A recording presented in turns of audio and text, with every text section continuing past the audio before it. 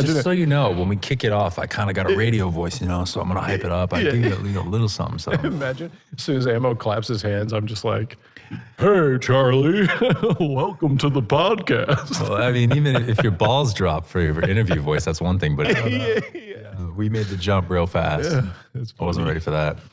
Well, so to start this off, I think it's worth saying, well, you're like amazing, you know, and do all sorts of amazing things, like go on tour with Serj Tankian, and you're playing for SNL right now, right? So we'll get into all that stuff. Sure, yeah. But more importantly, you were the first music video that I ever did was you. Important thing I ever did too. Yeah, this is very important. Widow's Gun. That's right. Starring Corinne, your wife. Yeah. When was it? 09. Yeah. Is that right? 09? Yeah, bro. That is right. Yeah, bro. You look in the mirror. Yeah. Oh, man. Yeah, we're old, man. Dude, we're at least unk status. Yeah. I always like I was just talking to Token, obviously, and he was just saying that he was old, and I'm like, you're not old. Like, makes me feel old. And you're older than me now, so I'm doing the same thing to you. I'm like, we're old, but you're just like, I think we're getting closer to we. We're getting closer to we, though. As we get older, like this margin between us becomes smaller. But Token, that's how true. old is he? 25. 25. No, when you're 25, it's horrifying in this, you know, youth culture, I think, is terrifying. I didn't have the lift of any kind of like thing that was holding me to my age. Like, I feel like the music I was writing, like it's like 60-year-old guys doing it that I would like buy tickets to see. Like Willie Nelson's 90. Yeah. But there's no precedent for them. So they have to like fight to stay in that energy, I think. Age is such a restrictive thing, isn't it? Well, it isn't, I think, but we give it we give it power, and especially in our 20s, we start. And I think that's kind of the funniest. So many I've had so many artists in my studio that are turning 25 or so, and that's when there's like looking down like at the white light in their career, and I'm like, Mike, you're saying this in front of me, and I'm literally double your age almost. Like, what are you talking about? And they're like, yeah, it's okay. I'm like, it is okay. In fact, like, I'm producing a lady who's never dropped any music right now, and she's in her 50s. And I'm excited because that's interesting to me. And it's kind of the one ism that we have a hangover from in this culture. Like, every ism is like a taboo. Yeah. You make up one and be like, oh, that's something is, you're in something ist. Yeah. But ageist, everybody's like cool with. Yeah. And we're all going to get old. So I don't know what that's about. Yeah. It's weird. I wonder if that'll change. Or it kind of is changing, I feel like. Or maybe it's just my perspective because I'm older now. Or we'd like, older. I mean, I'm probably ask us what we think, right? Yeah. But again, we're not old either. I mean, like, Willie could be sitting here. Right. It's all perspective. I mean, I'm 43. That dude's got almost 50 years on me. And I think his career started when he was in his 40s. Mm-hmm. So, and I know there'll be people at his show this summer that are like 10 with earmuffs on. You know what I mean? Like, it's just, I think it's definitely the last thing. Like, we have lots of, we got like plus size models now and everything, but we still don't have like old heads. Jinko jeans are coming back. Bro, my kid's literally on Depop, like looking at them every day. And I'm like, if I had my stash still, he's wearing everything I used to wear. Dude, I loved that so much when I saw it, when he was here the other day and they were wearing like exact uniform from 1999 or whatever. Bro, it's stupid. It's like, he's like, yeah, I'm shopping for these wicked cool sandals. And I'm like, what are they? And he's like, Birkenstocks. Dude, I just could have kept all of it. But also, it's kind of awesome that like whatever the 70s was for us, like, like 90s, early 2000s, I was like throwing back 20 years and it's still happening. So. Yeah. Council, your son, Council, is awesome, by the way. I really enjoyed. I look like he's over there. He's over here. I'm imagining him over there. That's why I'm pointing over there, which is weird. That's where he was. Yeah. Isn't it weird how your mind does that? Yeah. Does your mind do that too? Where you're just like, no, every mind does that. That's every why mind does, FBI right? interviewers know. Oh, wow. Yeah, they ask questions like if they're like, even like where the body was. Yeah. You like look in a place and they're like, haha, They're like looking somewhere. Yeah. They plant the question to trick the mind to look somewhere. It did really just happen in such a real way where I was just like, he's there. Who was here before me? Did they have a beard and shave it? It's really funny. I mean, hey, His beard hair is like, if you're seeing hair, it's probably from me. it's awesome because there's like, I'm it's just cool gonna- black and white, but if you look closely, that's like I'm just going to apologize for all the hair you see right now. only 'cause on of my the- side of the table, it seems. Oh, I'm glad you. I don't know. You guys are gonna have to zoom in on that at some point. But yeah, no. So back to counsel though, because he was when I was having a conversation with him at your show the other day or Yeah. the other month or week or whenever that was. Sit up. He was like, and he's 13, right? Yeah. And he was saying, yeah, I've been doing a lot of maturing this year. That's what he said. Oh yeah. And I was like, that's such rich. a profound, like from a 13-year-old to say something like that is like, Selective maturing. it's amazing. Yeah. Yeah. No, he is though. There's an awareness Yeah. that you hope for in your kids. It's like, like you want them to be great at math and all this stuff, but as long as they can like look you in the eye and like talk to your adult friends and they aren't just like kind of like, that's what that's just a maturity that you're like, you're gonna do all right. Yeah. You're going to be fine in this world. Totally. I mean, he literally told me that he was maturing, or he just did a lot of maturing. So I think he did. great. Life matures you. Yeah. And things happen. yeah. Things happen, man. Yeah. Now that he's 13, do you ever think back to your 13-year-old self? This is time? kind of where the overlap starts, where you like your conscious memories before that are kind of dim. Right. You can't compare your behavior, but yeah, you just start seeing yourself. Yeah. I think I'm pretty gracious with that, like giving him like, okay, I was there, so I'm not gonna like, Yeah. I'm not gonna pick this battle right now. I'm gonna let it ride. Yeah. Because it isn't one that you need to win. He just needs to move through it. So let's go back. Like, take me through your career, and like, hopefully I can learn things that I don't even know. Like, what is the first major milestone in your career, according to you? Well, so I've been playing live since I was 13. So that's 30 years already. And that comes after, my father was in a band and, he was playing like biker bars and stuff. So I was always around it. My first moments were that because I came right out the gate, and just as a unique kid who could play guitar, it was like, well, why don't we just let him play the big show? So I went from, the bedroom jamming and like, or just the practice room. Like I got to come up around guys that were in their, 40s then that like had opened for the Allman Brothers and shit. Right. Were like, 4 guitarists all had really unique skills, different tones. And my dad would, no babysitter. I'd just sit on that, like what I guess it was a back seat of like a Pontiac they gutted and just like put a blanket on. And they're like, you can sit on that thing, get my head blown off by all these amps. But like really deciding that, it's never been like my dream, I want to chase a dream. It was always just like, I had so much music coming at me, and then occasionally a guitar part would stand out, and I'll be like, turn my head as a kid and be like, oh, what was that? And then I just wanted to learn how to do it because of the immersion of that. So no one taught me, they didn't sit with me, I never got lessons, but I just got in there and started studying their hands, and so that's my first moment. Is like from there, it's just been that. I've always been just trying to chase that thing I hear. Yeah.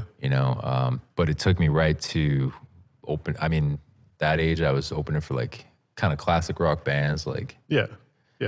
up at the Hampton Beach Casino. Yeah. Big crowd, like a couple thousand people, and I got the fever right away. Jumping out and like spilling people's drinks, and Yeah. you Was your dad's band like more of a cover band kind of a band, or was it originals? They were actually an original band called Blue Rider. They did like really dope kind of, it's like Southern rock and blues, and I think Black Crowes were kind of doing their thing around that time, kind of coming up. So that sound. Yeah. But they did covers too. I mean, they'd do like the VFW dance parties or the biker parties where people wanted to hear the Skinner and shit. And Yeah. so they did all that too. But like their originals were really cool. And that was what really shook me, was like, you can do this. They had a cassette tape of their stuff. Yeah. It's inspiring. Oh, totally. And then again, just like getting up there and opening for like the Doobie Brothers or Grand Funk Railroad, or like I got to open for Cheap Trick. Sick. Yeah, like Johnny Winter, some real classics. And like they would give me the time of day because they see this kid. Right. You know, so they just were like, here's the guitars and, you know. Yeah. Just like 70s icons, just shit. Like, yeah, I remember like talking to like girls in the front and like this guy being like, I gotta get my band on and being like, fuck you, bro. Like, and it turned out to be like Michael McDonald from the Doobie Brothers, just being like, excuse me. You know, and then you get up there like, whoa, whoa, listen to the music. And I was like, that's that guy? Like, can you sign my pass? And Yeah. so that's the stuff that like formed what, and since then, you know, those guys kind of died off and like with them, their tone, and it's like, I feel like a keeper of the fire, you know? So with covers or originals, it never mattered. It was like just about that experience, that connective, that was my favorite, you know. Life wasn't super easy as a kid. It was easy enough. I mean, first world, but like, you know, there's a lot of things going on. And that was always a constant I could kind of go to. Yeah. So it was, you know, and then from there, it feels like a commission. You know, it's like I can keep that kind of playing style alive. I can keep telling stories. I can keep people coming together in a way. Even like the other day, I just played and it, like, you've heard of Dolly Ticks, right? Like Dolly Parton, she does her politics or no politics. Oh no, I don't know that. It's kind of a cool thing, and so I really feel like the mission of art right now for me is like it changes over time depending on the need out there. But like right now, it's about pulling people together, putting them in front of you. It sounds kind of cliche, but when you really get them out of there, the way society and the way the phone and everything wants you to kind of like say, I am on this side of this and I feel this way. And then, you know, you put people in the same room and it's like, you know, you share the road, you check out at your grocery line, you're not worried about your politics, you know, it's like, and so you just kind of realize that not a lot of people in the field, they have this ability to kind of call people together and then get them to clap for you after. Yeah. You know, so that's not going to age out, you know, that's, especially in the face of AI and all this binary everything. It's like, no, I mean, everyone's begging for more like real. So the live just continues to be what stands out above that. I think that kind of scorched earth, oversaturated, overcontented. Yeah. So yeah, it's always about getting back to that. Yeah. Yeah. That's kind of where your spirit lives, like in front of a group of people. Yeah, in the way that like the audience is an energy point for, you know, most of the writing I do, like it gets really, I'll just get in my own head if I'm alone with it too long. Yeah. You know, like you get out in front of people and you try a song that's maybe half finished and you're just like gonna risk it because you got to finish it. They're looking at you and you might come up with a line that you wouldn't come up with because you're looking at somebody and they're giving something and it pushes you to think fast.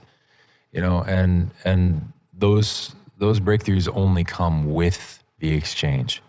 You know, to me, some people might be able to just channel something that happened that day into the studio that night, but for me, like on the stage or in the room, in the corner of the room, because for years there was no stage. Yeah, you know, career took a dive for a while. You know, self-inflicted mostly, but no, you're like one of the greatest guitar players there is in the world, that I think. What man, like to see, like I still like get the chills when I watch, you know, that breakdown from Chief and a Warrior. Yes, Chief and a Warrior. Yeah, it's many moons ago. Well, you were leading with the fact that I think your first video ever was that, and it was I was teaching your little bro guitar, and you were at. I think you were still in high school, or were you at Fitchburg State at that point? I think I was in high school. Yeah, you just like done the drunk driving thing, and I was like, "Do you want to do a music video?" And you're like, "Hell yeah!" And I didn't know what I was getting into, but like you had a jib, and like we rented a church. I was definitely a crane in college. You were in college because you had when we did that video, right. And then the first music video you ever did was like full like cast production, the whole nine. Like you went nuts, and since then it's just been off, and then you've exploded and gone full send. Yeah, just wicked sweet. So I was gonna say I fell off right after that. You fell off? No, I'm just kidding. Like that was the high point. After Widow's Gone, that was all downhill from there. Well, in numbers you went up. But is there no? I mean, Is there a better video? I don't know. Have we topped it? pretty I good don't know. one.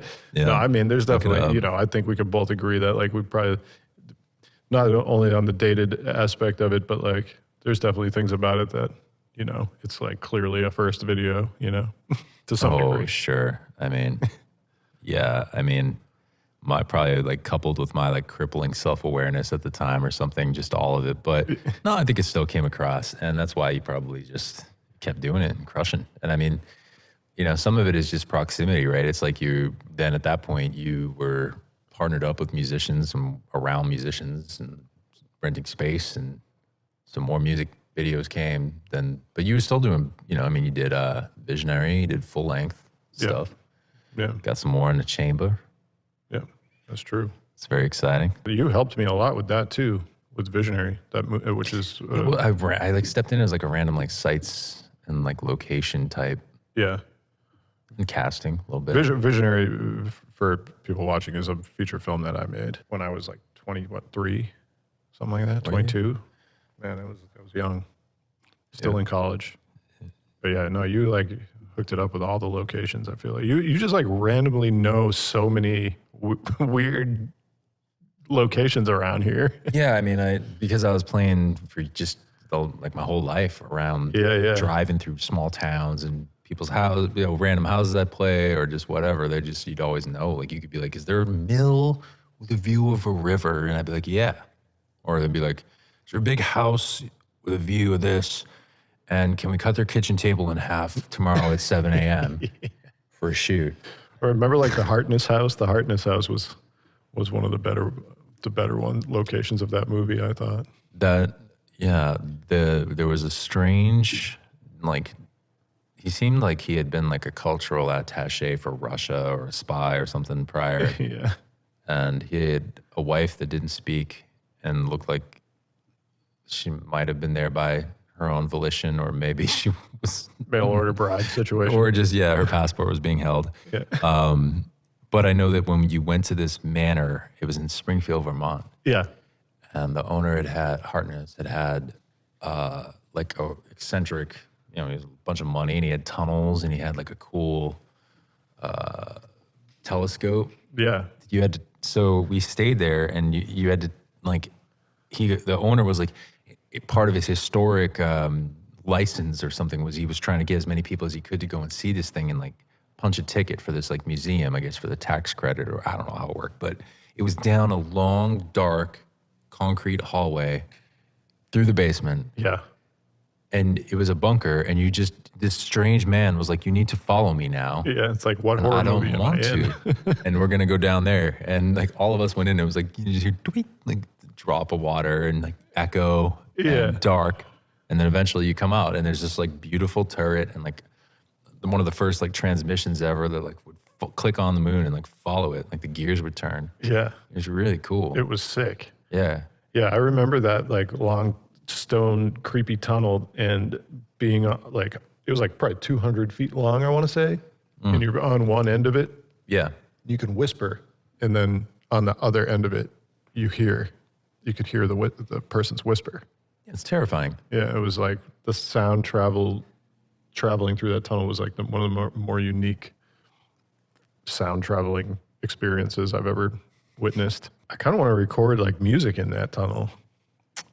That would be trippy. Yeah, especially your stuff, like with the layers of vocals and the reverb. Well, just Be a anything. trip, dude. Drums. Yeah. Be like, That's how like the early Zepp tunes were tracked. Like a lot of the drums were done in like stairwells and really cool, like tricky locations to get eccentric reverb. I think 4 Sticks or something. Don't quote me on that, but that's pretty cool to think about though. I know like the Beatles like used to practice in the bathroom. Like, yeah, good reverb. yeah. Yeah, that's a lot of us. A lot of us do that. Yeah.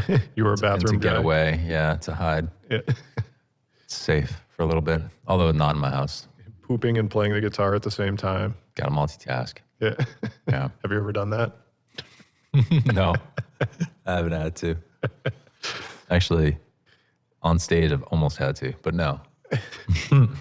You're pooping and playing the guitar and on stage. On stage, it's my Fergie moment. That's an art performance. Yeah.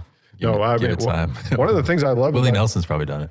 maybe one of the things Maybe a one little of the things I love about you, man, is the fact that you do you are like a performative artist. I would say more than most, in the sense of like you are able to do amazing things live with like the loops, or just with a band, or just by yourself on a solo thing. Just your ability to kill it is insane. Sweet of you. Yeah, no, I mean, I remember doing the Black Dog Zeppelin cover video that we did in the loading dock, and I just remember going up to the computer and layering, and we did like what three takes or something like that. I think we did 4, right? Feet, hands, face. I don't know, fingers. I don't know, maybe 3 or 4. 3. Yeah, So. might have been 3 or 4, and then we layered. Or I layered the takes in the editor, and I just remember them lining up. And there was no click, and there was no drums, and there was no basis for timing whatsoever that you had. It was just you and silence. Yeah. And you played. And those tracks lined up like as if you were playing to a click, almost like dead on to the frame. I remember. And I was like, holy... Yeah, and I just practiced it that way, I guess, and it kind of, I was pretty locked in around that. I was playing a lot of fingerstyle and those like runs, but like they were all like just like I didn't know that was happening though. I never seen I remember anything you like pointed that. it out that day and being like, well, that's cool, that's notable, because definitely wasn't normal. I It's not still like think it's notable. Like I was never cool. experienced that ever. Like you always like it's always off, in those situations. I mean, I'm acoustic, bro. Yeah. For that stuff. Like it's like the timing. You have the timing of a drummer in your mind. I feel like. Yeah. Well, it's definitely like once you kind of like land the plane in that little zone, with everything begets the next thing, and so I think it just laid it out that way. I don't know if it would always be that way, but what was that day? Yeah. That was a good one. Yeah. That was after we had like a 4-hour gig. I remember at like a bar in Manchester, and I'd been drinking. I came by, like, typical gut of mine. I'd have like 4 IPAs and like a burger and fries, and it was like 12:30, 1, and you were like, do you want to go get a live video real quick? And it was like freezing down there. I remember you could like see the breath in the shot. Yeah. And we played in the loading dock at what was Project 2 at the time. Right. And you had like a neighbor that would do shipping at night. Yeah. And he was a Chinese man, and he'd look over and go, you do Michael Jackson? We were like, no, but thanks, bro. American music, Michael Jackson. You're just not even close to Michael Jackson. No, but I remember that too. that was pretty cool. Yeah. I missed that place, dude.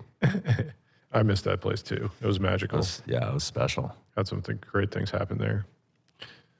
Some great things happen there. And some not so great things. Yeah. There's been a good share of not great things too. It's all formative, though. Yeah. No, for sure. Yeah. Yeah. No, it was. I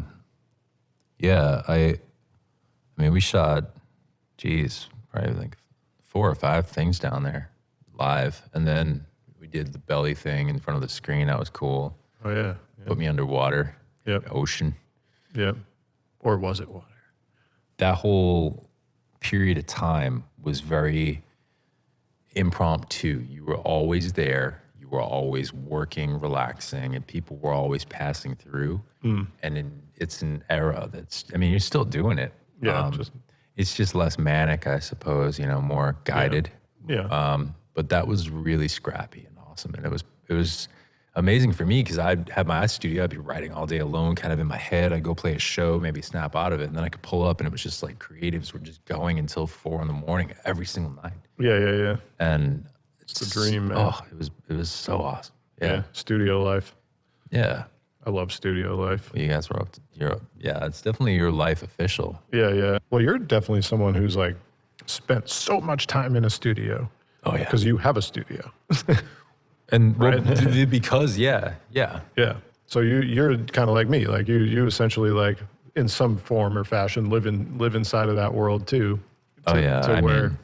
Where you realize that what the roadblocks and like things are inside of that world versus the live set. Yeah. So the push and pull of that mentality must be you must be hyper aware of it at this point. I would imagine. As it goes, I mean, I don't know what the comparison would be. You know, obviously, like shooting, get the shoot day when you're like got all the people there in front of you and you have to capture, and you know you're trying to. Maybe everybody pulled up and brought something to the table. Yeah. But your job at that point is like, as a producer, maybe to kind of say, all right, you're standing there, this person's here, they're technically acting the scene, but it doesn't come alive yet. And you need to summon what brings it to life. Like, what's the connective, you know? And you need to go into your like toolkit of like, okay, these are the words I can use: compression, EQ, and recording, or you can use like f-stop or whatever. But like, you still have to like know how to translate and touch the real world and then bring it back to this thing. Right. And that can get lost in the sauce when you're in the studio alone too much, right? No, 100%. Because you might, as a musician, the way it worked would be like, I could be thinking about the recording as a singer and be critical of my voice, or I can come at it as I did for years as a guitarist first, and then just hyper obsess over that. And then, you get the master, you're listening back, and you're like, I don't know what's missing. And that's why I got a studio, is because my studio experiences were so, you get 10 hours today, and maybe you had a bad night the night before, or whatever, or the engineer's kind of weird, or the mic was wrong. You don't know what's wrong. Right. So for me, it was getting in there and like finding out what part of that was what. And then how, once I could figure out how to hear it as a singer, how to hear it as a guitarist, then I started thinking about being a bassist, a drummer, etc. And then producer. And then like, well, why any of this? And it's like, as a communicator. And it comes back to not just your tone, not just your playing or anything. It's just greater than the sum of its parts. And I think that's when you're like able to walk between the studio and the live show and back in a day, for instance, because you own a studio.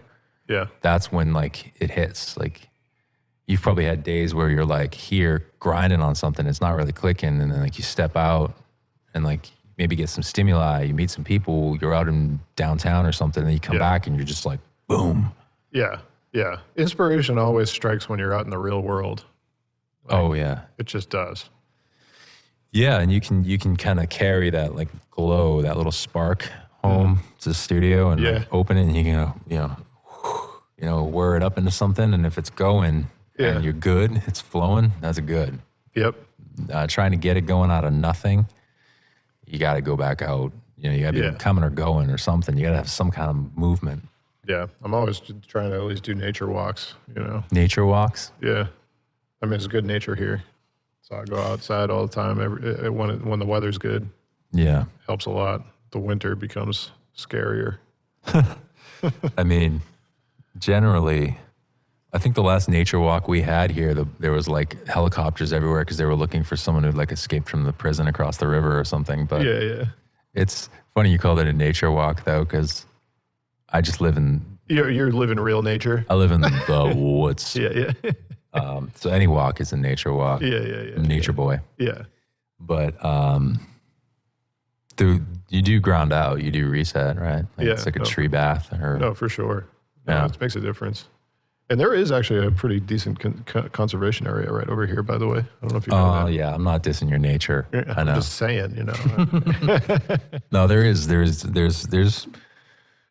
some cool little, like the river's cool. Yeah. It's still nature. I mean, Have you been in my new place? It's similar. I haven't been to your new place, no. Yeah. That area is all hills, mini mountains. There's like one mountain, but, Monadnock's like the big one, but it's only like a couple thousand feet. It's not like a mountain. Yeah. But it's still like absolutely like the area where I remember like I would drive out there from where we grew up and my blood pressure would kind of drop. That's when I know I'm like, okay, this is better. I'm getting close to where I should probably live. Yeah. And that's definitely where it's at for me. Yeah, sick. Do you find that like the seasons, like summer versus fall versus winter, affect the music that you're making? Wildly. Crazy for me. Yeah, I feel like that is a 10 of 10 on your scale, right? 1,000%. I'm really, spring is it's a very fertile time. It's a good time for me, you know, and it really is wild because this year I realized that a lot of it has to do with like I had to take shitty care of my stuff. My guitar is always like dried out and like fretting out in the winter. So in spring, it's like finally like absorbed some humidity. Yeah. It plays really well, and I just start jamming more. It's wild. Like that's really like pathetic. I should probably just humidify the case better. But I don't know. That was a start. Like guitar just sounds really good in these months around here. But I'm starting to notice that, like, yeah, as much as I should write like January, February when it's like dark and introspective, I write in the spring and in the fall. That's when I like create the best stuff. Yeah, and your music, generally speaking, sounds like the spring and the fall to me. I think it does. Yeah, I think it's I think so. I wouldn't. What's a winter sound? I feel like it just kind of Nothing. It just sounds like like nothing. Sounds like whatever that is. Yeah. What is he doing? Does it do embroidery? It's actually It's a sewing machine. epic state of the art embroidery machine up there. Yeah. Noted. Yeah. It's like You guys doing pretty hats wild. and shirts and stuff? Or? Yeah. Chad does that. Sick. Yeah. Let's talk about let's just talk about the Serj Tankian whole experience with because I'm ultimately more curious about that too. Totally. Because that was a big thing in your life. I mean, you went Yeah, on tour, right. went So, on tour I with mean- Serj. Like, it's epic. Well, you know what that was is it's a little different. So, from that kind of classic rock era, I had formed a high school band and we played really heavy. Yeah. Kind of like that was the era of like you know all the Korn, just really heavy shit and metal. And so we were doing a lot of that stuff. So my singer, one of my bands broke up, and my singer went to California, and we kind of hoped to reignite that, and he ended up passing from a heroin overdose. And then I had another band form for a while, and it was awesome. Things were going great, and then it fell off. And we had some success, but I had an uncle that was always a super fan, and he ended up he does security, and he ended up touring with System and doing security for them and Serj. Right. And talking me up. And when he did, Serj remembered, like, such a good guy, like a drunk conversation on an airplane, had somebody follow up with me and was like, hey, I got something for you. And it was a rock opera that he was writing for Broadway with Stephen Sater. He had all these Tonys. He wrote Spring Awakening, the musical. Yeah. Prometheus Bound, right? Yes. So this was Diane Paulus at the ART at Harvard. And so they called me up and I auditioned and I never heard back. And I was like, shit. I was like, that was a Nepo baby favor that I couldn't even clinch. And I'm like, what the fuck? So I I was like, even though it was so earned, right? It's like all these years of grinding already at that point. And I'm just like, I don't deserve this. And I totally deserved it. And I had this like, okay, I'm gonna at the time take a video of myself and just email it to him, shredding, just because like fuck you, you know. They should have wrote me back, and I'll be like, I should have auditioned better too. So I like sent all this like Celtic guitar playing shit in that had nothing to do with what they were looking for. So I put the camera on and I just went nuts, and I emailed it off. And then like 20 minutes later, some guy Vinny got back to me and was like, all right, yeah, we want to talk to you. And I was like, all right. Yeah. So that was a moment where I was like, I got this. And then, of course, this like crazy Juilliard music director hits me with these charts, and they're all in music that I can't read. Oh, yeah. And I had like to be in a rehearsal the next, like 2 days later with an orchestra. And so I memorized all the MP3s, like note for note, line for line. And of course, it was Buckethead that he had on guitar for these demos. Yeah. And samples and things that are just unrealistic on guitar. Some of them written on a piano that go off the guitar scale, you name it. So I memorized that stuff to a T. And I remember we got into the rehearsals and we're playing through, and I do something different than everybody else. And the music director's like, hold on, who's making a mistake here? And he comes around and he looks at all the parts and he hears me. He's like, you're the only one doing it right. He's like, none of these, he's like, you guys can't even read. And I ended up being the guy they thought was like the best reader, because they were like, wow, a guitarist who can read music. But I just like was like faking it and following along with the lyrics, but I'd memorized the part. So anyways, it was like from there on, it was like fake it till you make it. You got this. That's awesome. But yeah, Serj, he was just so cool. He pulled up and, worked on this thing with us and took the mic and just started shredding. And from there, he was doing a solo project called Hierarchy that had been kind of taken off. And I got to play guitar for that. And yeah, that was really cool. So we did perform that. I didn't know you did this. Record on his album? Yeah. Yeah, no, I did. Didn't even know that. Yeah, that's like one of my first credits was that. It's really cool, yeah. What's the album? It's called Hierarchy or Harikari, however you say it. Oh. But it's his solo project. He used some songs that he had written for the musical too that kind of worked. Yeah. That was crazy, dude. I was on that show. That cast was nuts, dude. It was before they popped off, it was Leah Delaria, who played Big Boo on Orange is the New Black, and the girl who played Crazy Ass, Uzo Aduba. Oh, yeah. She was like, we had like a duet together. It's really weird because, like a lot of that cast took off and did crazy stuff. But yeah, so Serj has always been so cool. And since then, we connected because Greeks and Armenians have a thing, and it's the Armenian genocide, the 110th anniversary. But like oddly enough, the history of that, it gets kind of shuffled in the States. Like a lot of people, like we just got the government to acknowledge that. But Greeks suffered a lot at the hands of the Turks, and so did the Armenians tremendously. Yeah, right. And so there's just always been like a little bit of space.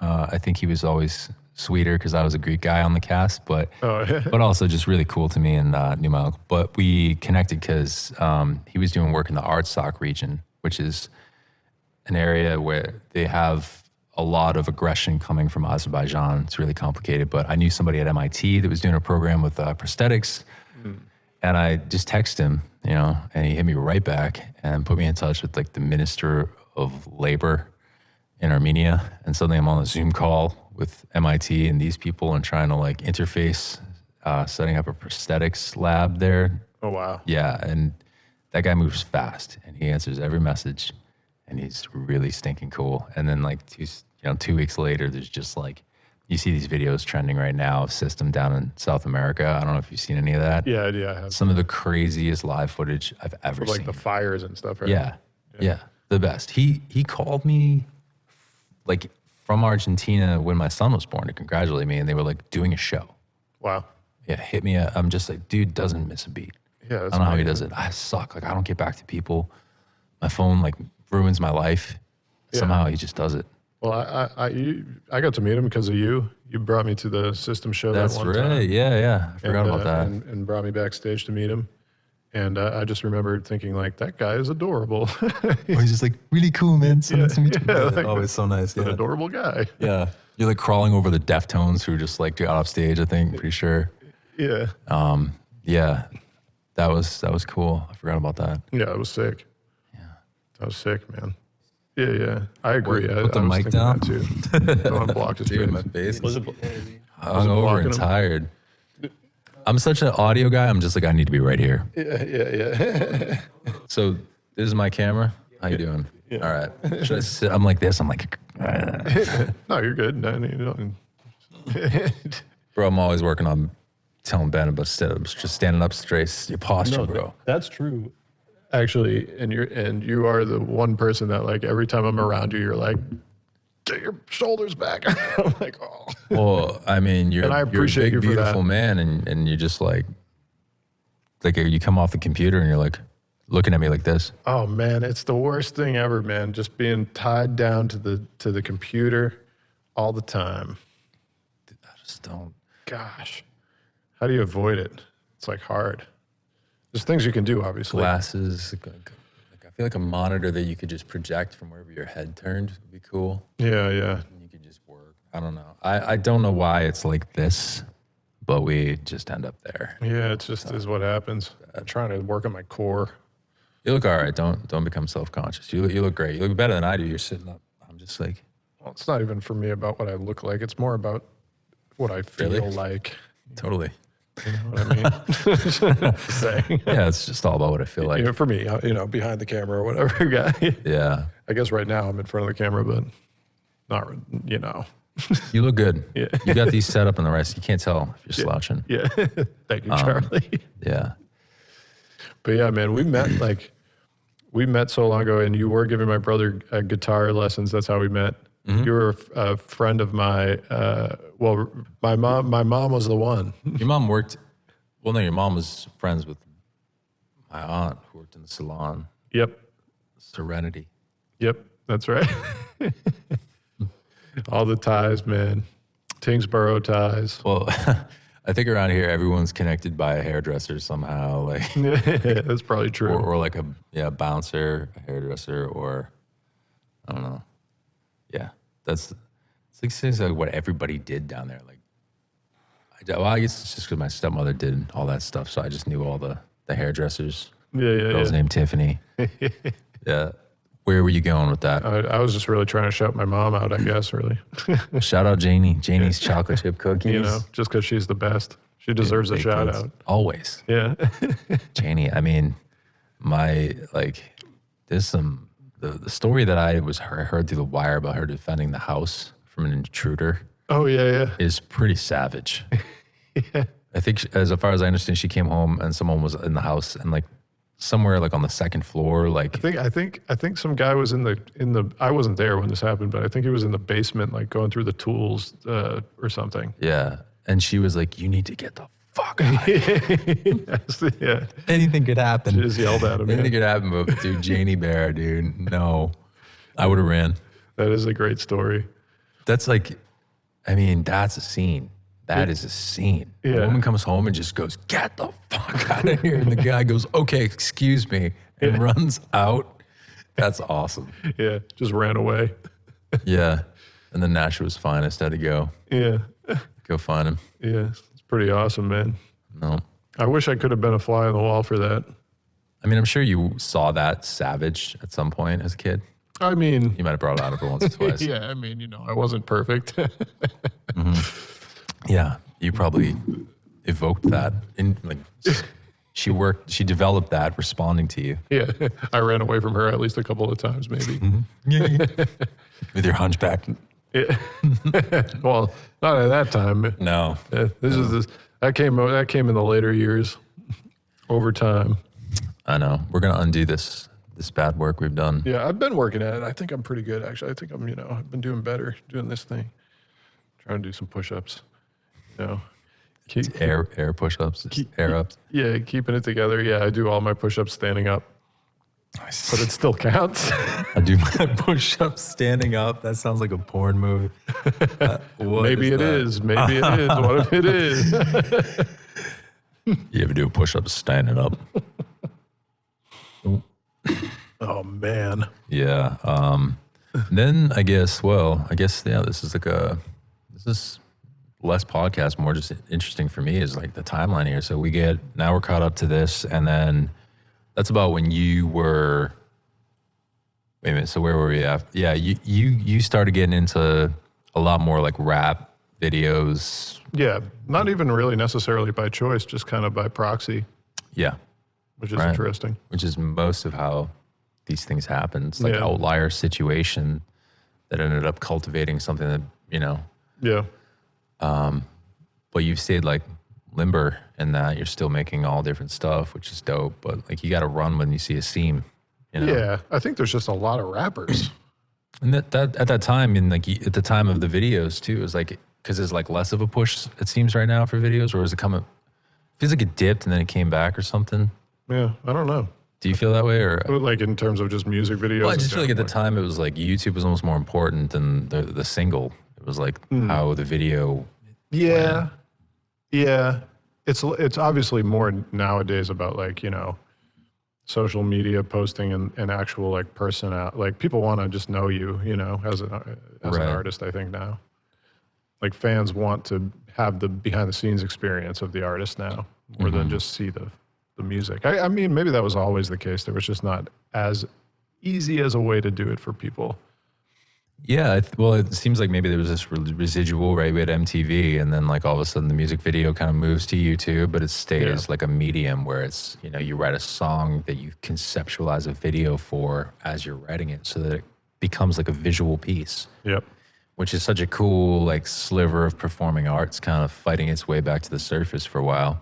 And then now, yeah, it's all splintered, and that's cool too. It's vertical now. Verts and just pieces of it, but Yeah. what that begets is such a funny thing, man. When you really take that to the extreme, it sort of separates people from their, while they're getting to know more of the artist, say like having access to waves of visual content of them, they're getting the same like hook Yeah. a lot of the time, right? So it's like you got people coming to shows that don't even really know the artist's catalog, let alone the rest of the song that they're there to see.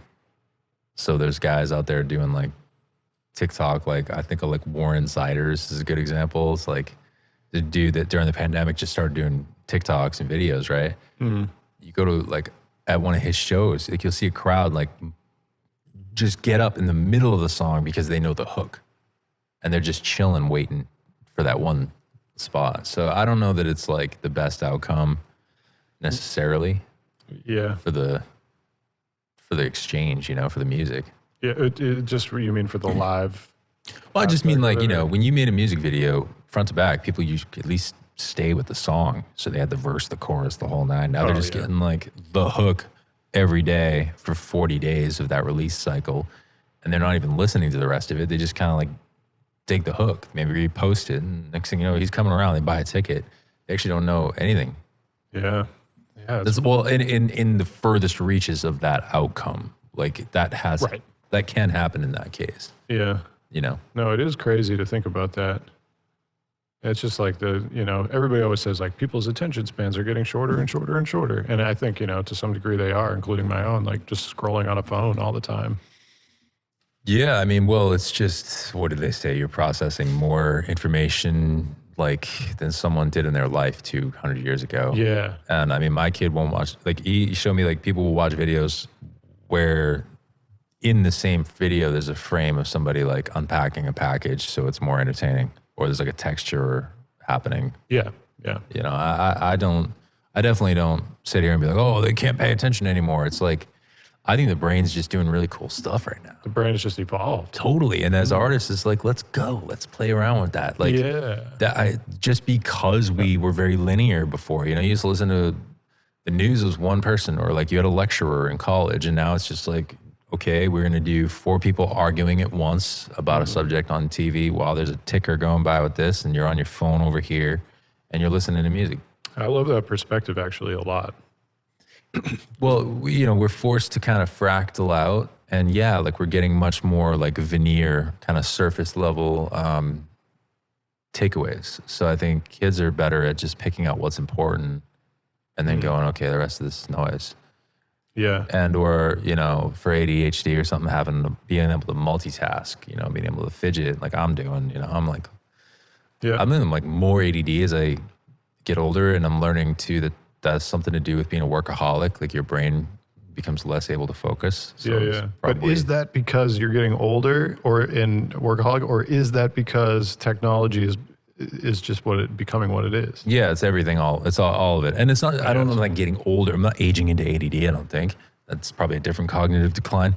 But I think that I'm definitely realizing that, like, you know, it's just how many times do I have to like look for my phone before I leave?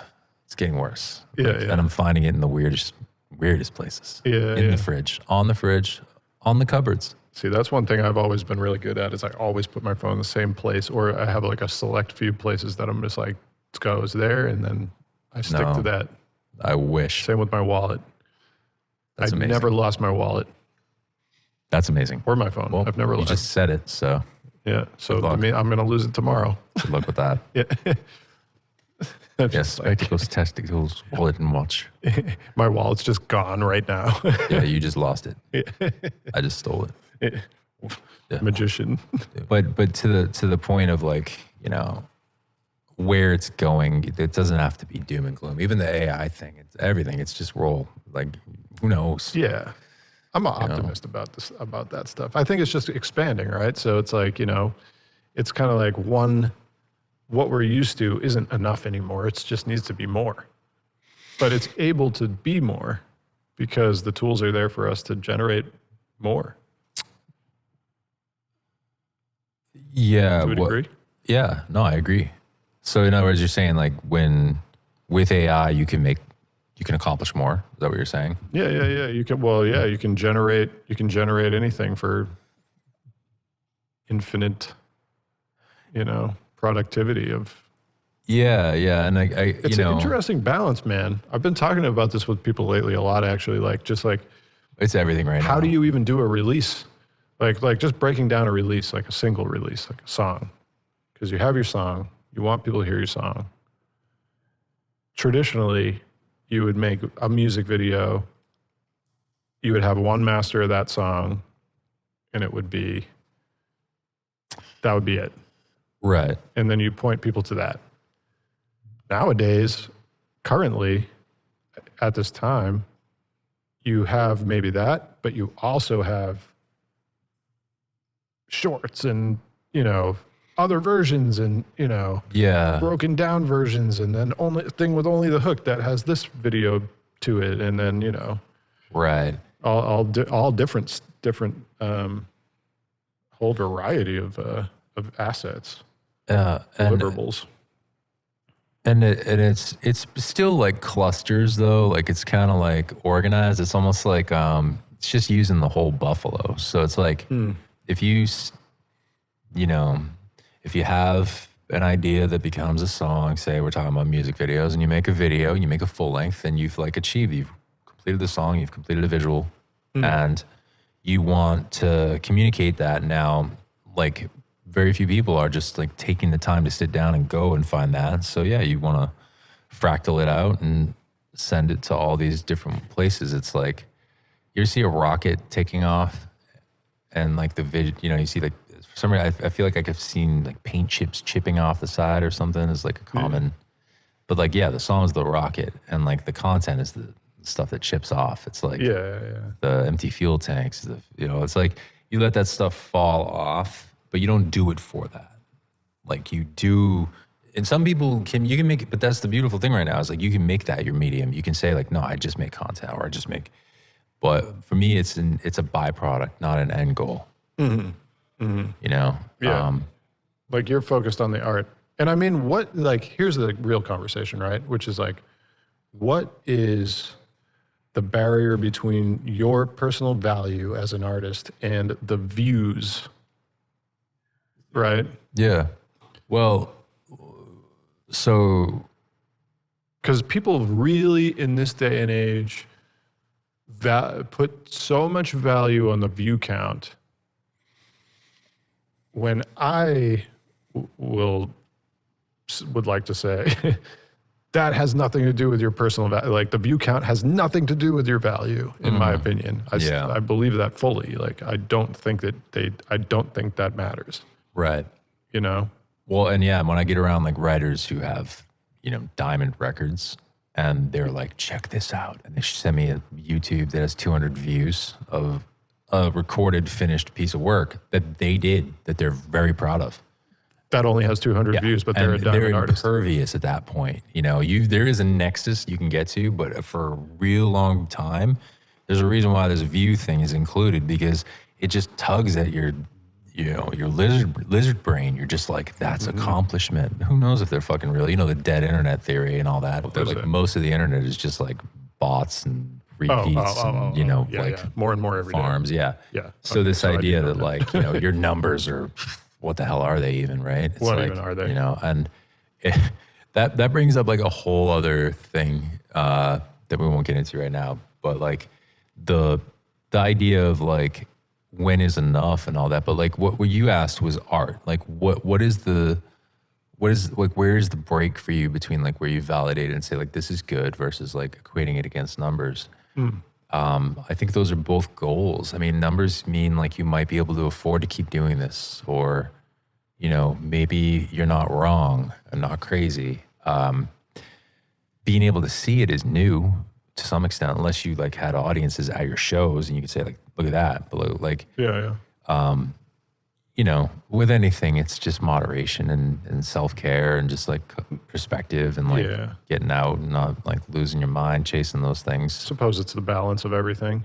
Yeah. I think you should, you know, there's a great book like called What is Art? And she goes around and interviews all these artists who do different types of work. Some of them are like what he's doing up there, like one person on a machine, or they're just using a skill that they've developed in their hands.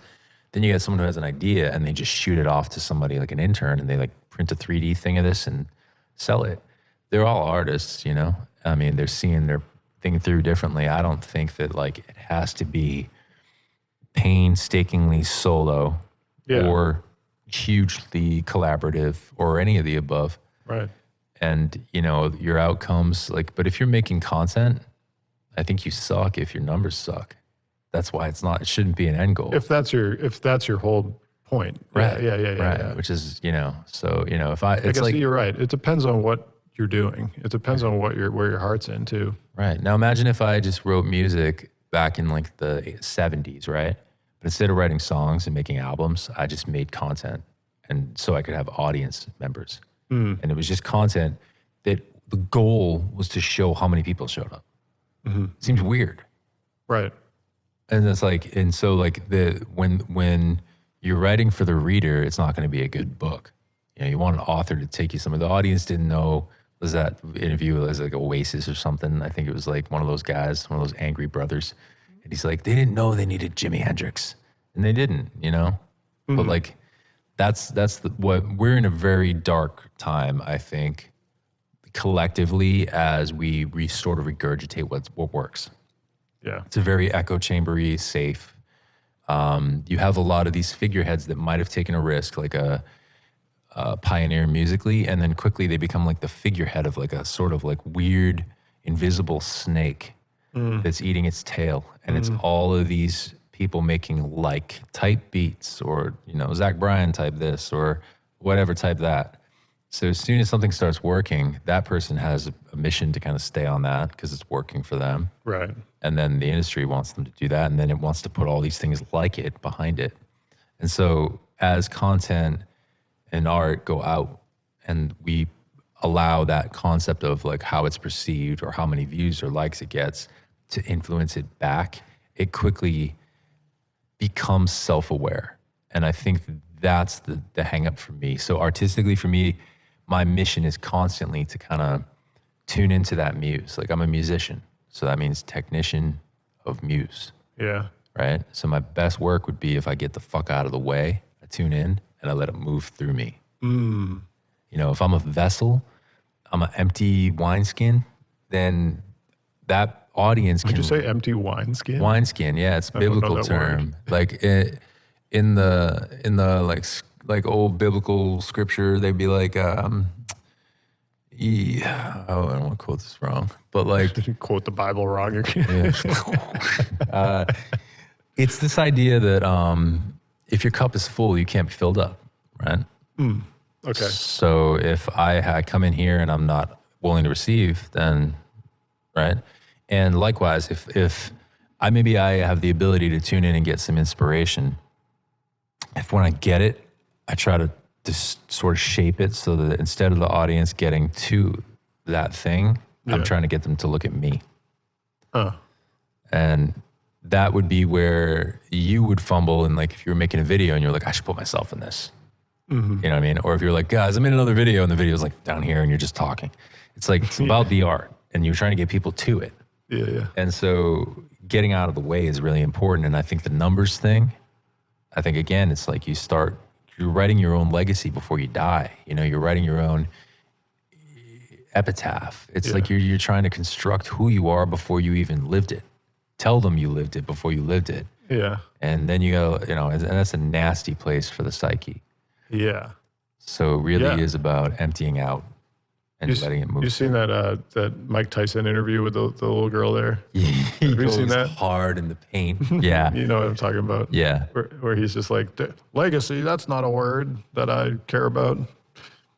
We're just dust in the wind. Like 10. Yeah. Like, my God. Jazzy. That's her name. Let him go though. She's I like, mean, nobody's ever said that before. Mike Tyson might as well be boxing from a meditation pillow right now. That guy is like so dimed in. Yeah. I love it. I mean, it's, I think also there's a balance with that too. That's like nihilism, what he's doing, what he's talking about essentially, right? Like kind of. Yeah. Well, or like, Buddhism, right? The absence of self being the goal. Yeah. I don't know. I mean, he sounds a little nihilistic lately. Like he's kind of like that interview he did. Yeah. No, especially in context with like a, she's aspiring, he's retiring. Yeah. And So she's your just whole looking life. for a little bit of light and hope, and he's just so dead inside. Yeah. It's awesome. Yeah, that was pretty awesome. Yeah. But that is the really the balance. That's the whole point, right? It's kind of like, your healthy ego, I guess, versus your non-healthy ego. Like there's both of those things. They need to be balanced out. Yeah. I think the super ego and the id, like the super ego is I can do this. Fuck this. I'm gonna fix this. I'm gonna do this. And then the id is like, I don't like how this makes me feel. Yeah. And any extreme of that isn't healthy, right? Because it's like the id is like your inner kid, and so you're just a mess. Which we have a ton of those, right? Like Peter Pan, people walking around just being like all in their feelings, calling out of work with anxiety. I know it's real, but it's out of control right now because a lot of people are kind of forced into one extreme of their ego, which is that, or just like dig deeper, work harder. It is good to get broken, I think, every once in a while to have that moment where, like, my moment of this thing was like, I was doing probably shouldn't say the name of this company, but I was doing a corporate company event, producing it, and the show, it was a big show, national show, 1,000 people there, whatever, flying from all over the country, and I'm responsible for their holiday event, and had all these videos lined up. The whole thing was hinged on a giant video presentation. Okay.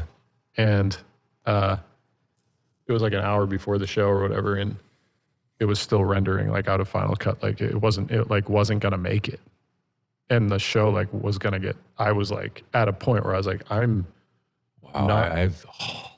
stressing out right now. Go on. Yeah, I was at a point where I'm like, I'm gonna ruin these people's nights, like by not being Prepared. Ready, and figuring it out at the last minute. Right. And I remember I just went to the bathroom, and my thought was, well, I'm just gonna die. And it was just like this most comforting thought, to where I was like, wait a minute, none of this stress, like it sort of in a weird way, like melted my stress away in that moment, because I was like, this doesn't actually matter. Nothing matters, Okay. I feel what you're talking about. And that's like the good part of nihilistic thought, I guess, like where it can like bring you to peace, But at the same time, it's like, there's obviously a bad dark side to it too, where you don't want to go the other way either. Well, I wonder though, if the experience you had is more like a trip where you kind of rose above it and you were like, oh, this is all nothing. And that's like, because this is just like people and a thing. It was a huge moment for me, honestly. And by the way, to finish that story out, it was a success. I actually like figured out, like I was like, I'll just render just the first 10 minutes and we can like get that on, and then I'll render the next chunk and then get that on. And I pulled it off, man. Savage. Just barely pulled it off. But it took being calm to pull that off. I wouldn't have pulled it off if I didn't go to the bathroom and think about, dying, literally. Yeah. No, you had the Einstein shaving moment when we're like, aha, I can do this. I needed to step away. Again, what we were talking about earlier is getting out of the box and like being a human. Like if you find yourself going to the gas station like at like 2 a.m. after working for 10 hours and being weird, like looking at people weird, being like, don't look at me. Like you've been smoking too much weed and working in the studio too long, you're in your head, whatever. Yeah, when that problem arises, you cannot crack the code. Your identity is in its outcome. So you're there and you're like watching this load line and you're like, everything hinges on this. And you're like, none of it matters. I could just walk out this door. Like they're not going to kill me. I'll have to repay them. They pay me or something. Whatever. These people came to a party. Yeah. They don't give a shit. Like it's they gonna care, be kind of rough, but But you're all right. Life You're will gonna be move all on, right. Yeah. you know? Ellen, that you have that. I've seen like sets. Like I've worked lights sometimes for you back in the day. Like pulling up, and you were just like, "Dude, it's crazy. I need a hand." I'll be like, "Okay," yeah. And I'd pull up and be like, "Watch this chaos," and just everything hinging on like, and you being like, "Well, we need to get something impossible in 20 minutes." Yeah. And every time, It's honestly like a key fundamental skill, I think, as doing what I do, for sure, which is just which is commanding a set. grace under fire, you know. Yeah, yeah. I mean, it's just truly like important. And, you know, and I see like I've been on other sets and seen other directors that are just so stressed out because it is stressful. Oh, you it's know? terrifying for me. It's I like, would. you know, it's the eye of the hurricane, man. You got to just, if there's a bunch of things barking at you, you just got to like be like, Oh, yeah, and that's leadership. You know, that's everything. It's like why you're where you are. but that's like, you know, you experience these same things in every live set you do probably to a degree. Yeah, you have the more variables you have, though. Like for something like what you have, where you're just overseeing tons of.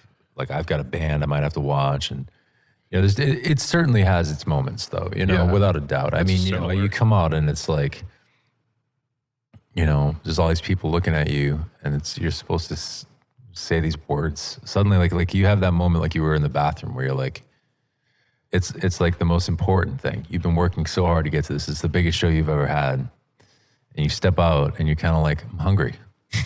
Like your brain's just like, I don't know. Yeah. I could do this. I could not. What matters right in that moment matters. Yeah, and then like if you, I mean, Because you could plan something like, you know, especially the bigger the project gets, it's like you really plan it out. So you have every step like, okay, I'm going to do this. yeah, And then you get to that day after, could be a month of planning this thing out Right. to the detail. And you're like in this plan. And then on that day,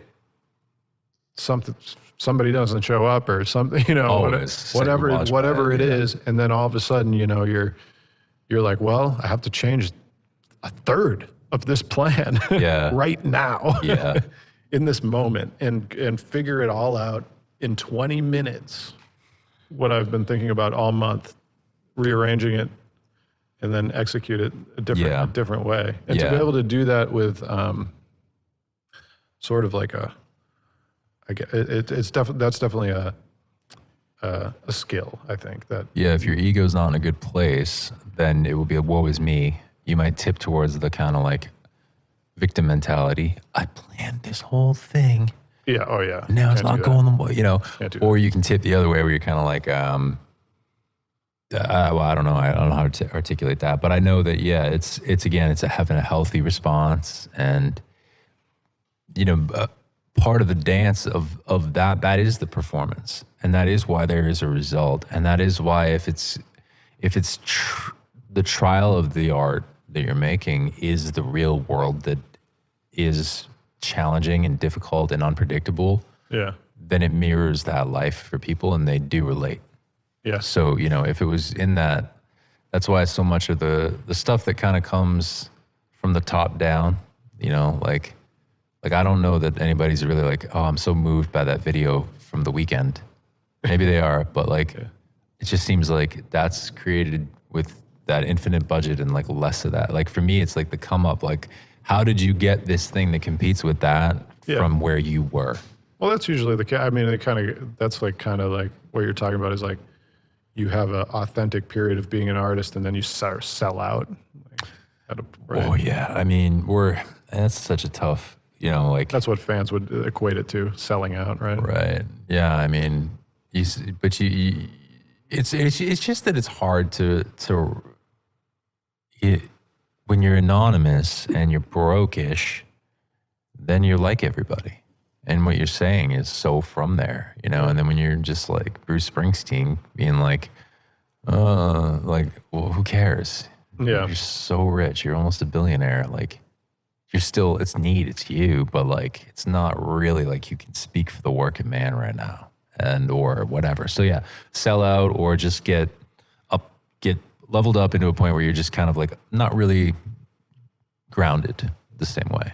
Well, what happens is a bunch of people start getting in your ear too, like, right? Like, Yes, people everywhere. yeah. As soon as you make any kind of money off of the music or the art, then and other people stand to make some of that money too, who are working with you. Or they just think you have it. Yeah. They're gonna start thinking like, what's the best way to make money? Everybody starts thinking that because they want to make money, and you're the artist. You know what I mean? And maybe what's gonna make money for you isn't necessarily what your heart wants to do as an artist. But then the catch-22 of that is that if you do what your heart wants to do, it might actually make the most money of all.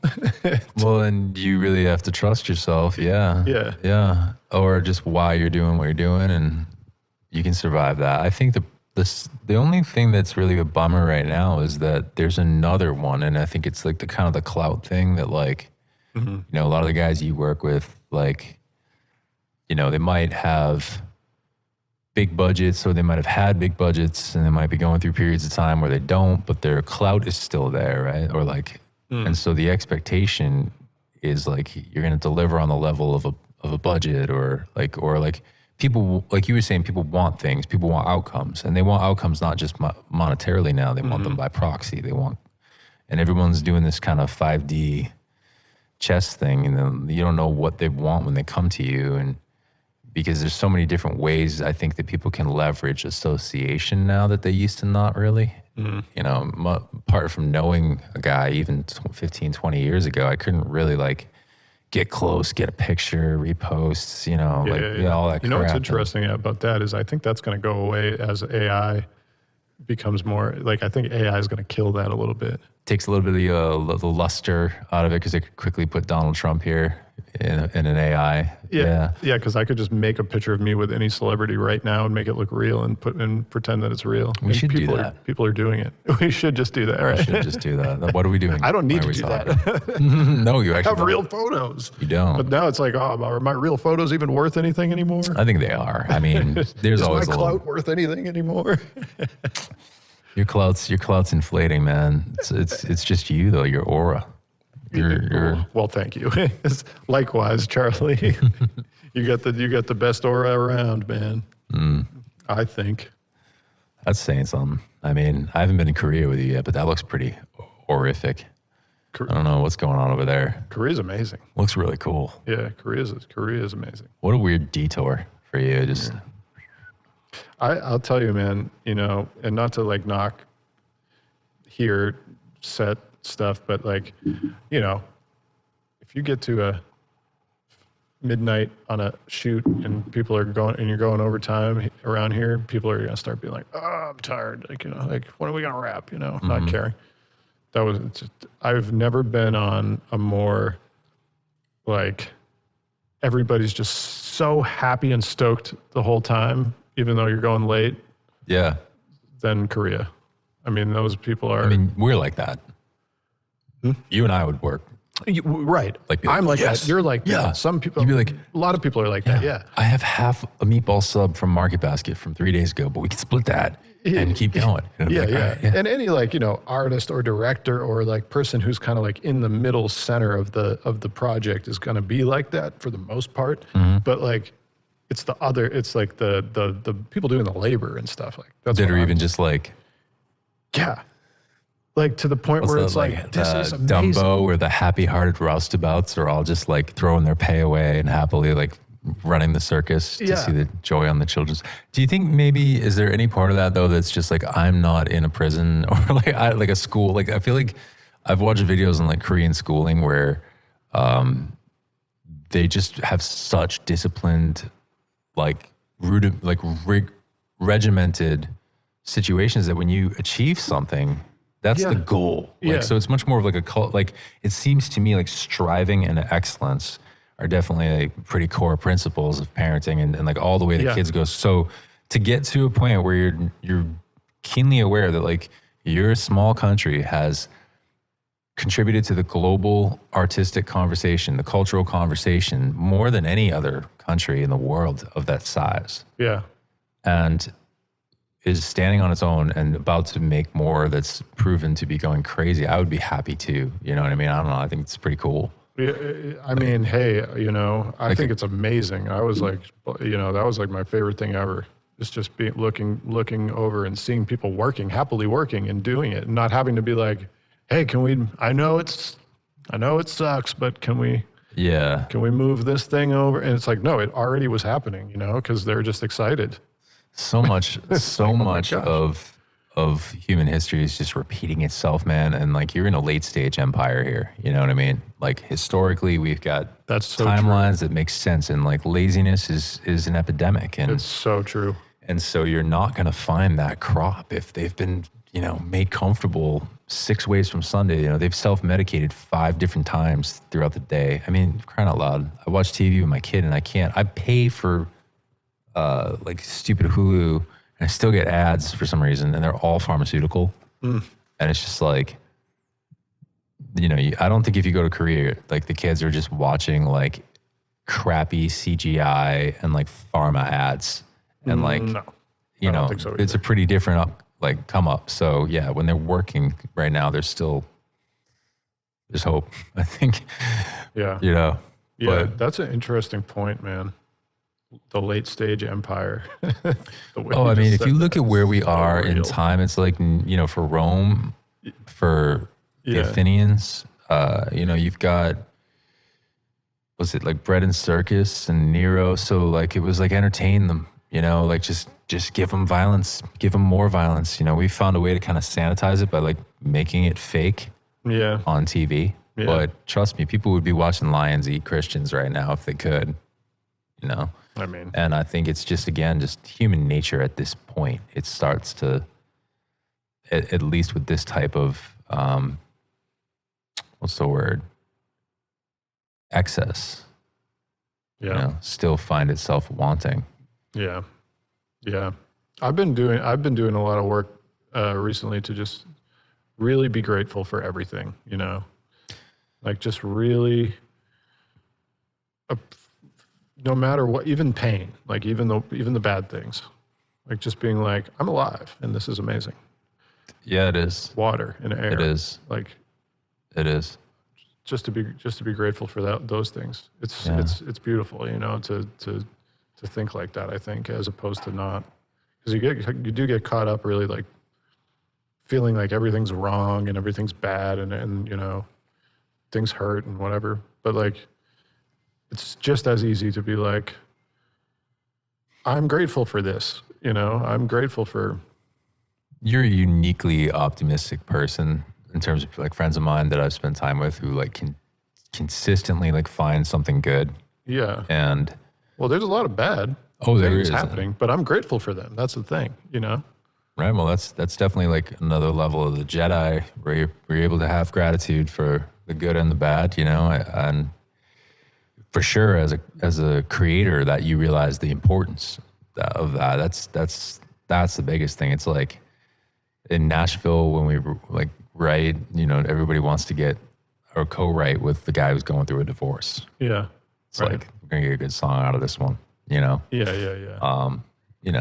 But yeah, I mean, just a day above the grass, as the old bucks say. It's like, hey, how you doing? Well, I'm upright.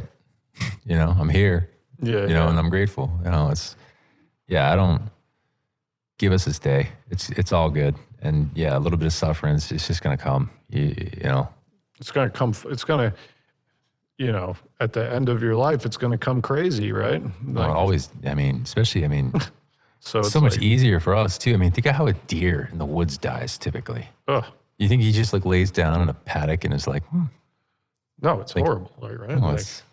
So I mean, you got to be able to, in my opinion, you got to kind of prepare for that all in a way, like over some sort of,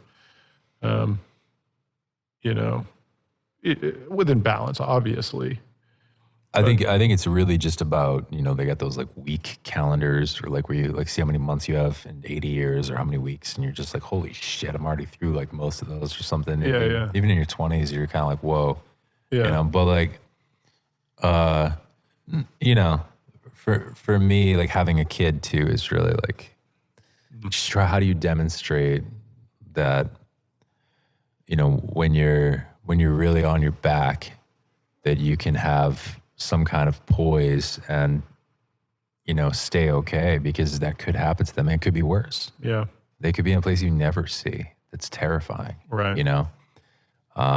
And so, yeah, to try to, I think that's so much too what we're encountering for people. And I think relationships is like really hard, because I think a lot of people externalize their health. They're kind of like, if all my circumstances are this way, then I will feel okay. And, you know, you can end up in a partnership maybe where you're like trying to create an external world so that they feel okay, to prevent, you know, and like you realize how many people are really kind of putting their okayness on their external situation and trying to create scenarios that are like safe. I live in a really nice kind of hippie town. Lots of people with money live there. And it seems like the prevailing energy is kind of like, the world was crazy. I did it. I survived, and I want to get out, and I'm going to like be safe now. I'm going to go be a deer in the woods, just chill. Yeah. But also like have my house. And I don't know, like I go into the fire. I like a little bit of that discomfort. If it feels too chill, I'm kind of like I'm dying. Yeah. Yeah. Interesting, right? So I'm grateful for it too. Yeah. And that could be trauma response, just not feeling okay if things are okay. It probably is. No, I mean, hey, man, you know, whatever works for you is all that matters. I think, you know, Do no harm. I've been lucky to like see the top of the mountain, so to speak. Like I've been able to see people who have extreme money and success be, you know, in a very dark place still, regardless of that. Yeah. So it's kind of like, well, that just to me that was always very powerful to see, because you kind of realize, well, money and success doesn't matter for you know, for it doesn't equate to happiness. Like it doesn't, you know. No, bro, but it does. I mean, like, It's it would make me really fucking happy, you know? But it's like, would it though? Would money? it actually? Well, yeah, like bursts of it make me really happy. Like I had a cash infusion that was substantial at one point. Yeah. It's wild. It brought out a demon in me though too. Like it brings out both sides. And surely it's lonely at the top. Yeah. But rich is better than not all the way.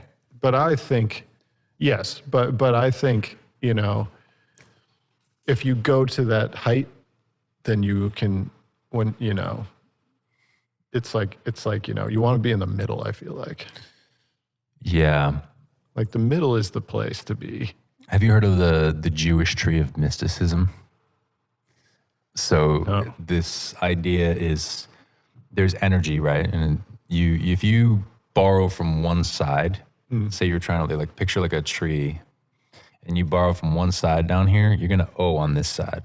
Right. So if your source is kind of taken, then you have a debt. You have a negative. Right. And as you ascend, eventually you realize that source at the top is kind of the only place that gives and doesn't take back.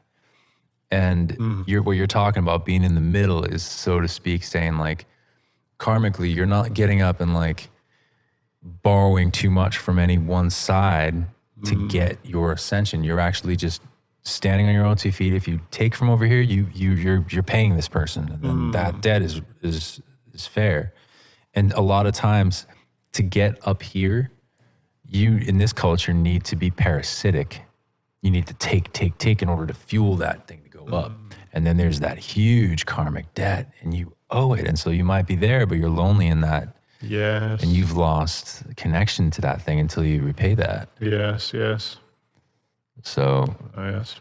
I think, you know, I think that your path has forced you to do business with a lot, from what I know personally, of just like in business, when you've had it go the other way and people like kind of maybe not come through, not pay, or not this or not that, all the things you've had to go through on the challenges you've had on the way here, you haven't run a tab. You know, you've always just been like art forward, heart forward.